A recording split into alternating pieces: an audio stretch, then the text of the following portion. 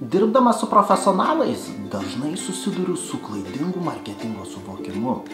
Vienas iš pavyzdžių – marketingas mums nereikalingas. Svarbiausia kokybiškai atlikti paslaugas ir klientas pats tai vertins.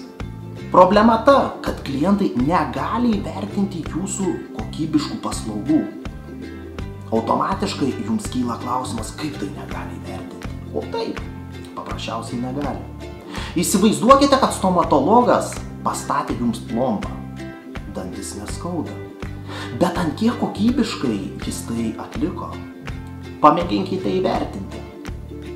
Problema ta, kad profesionalias paslaugas gali įvertinti tik kitas šias paslaugas teikiantis profesionalas. Sakykite, kiek paskutiniu metu iš jūsų draugų pažįstamų, dirbančių toje pačioje srityje, buvo jūsų klientai. Kokybiškai atliekamos paslaugos neįtakoja klientų pritraukimą. Sakykite, o kaip jūs parodote, kad teikite profesionalias paslaugas?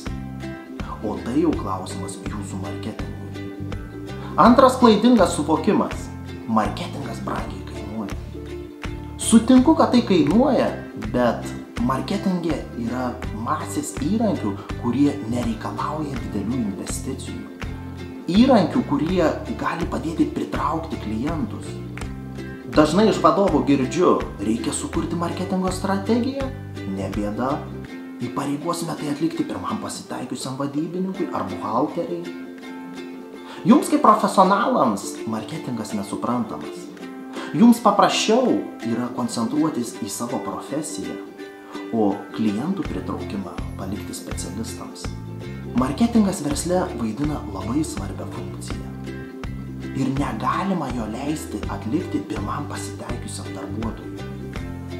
Marketinge jūs galite atlikti keletą užduočių, tai saito sukūrimas, kontekstinės reklamos užleidimas, bet iš praktikos ir tai didžioji dalis atlieka ne taip, kaip reikia, kad būtų akivaizdus rezultatas. Verslas kaip mažas vaikas, jį reikia atitinkamai prižiūrėti. Sakykite, ar jūs savo mažą vaiką paliktumėte pirmam pasitaikiusiam darbuotojui?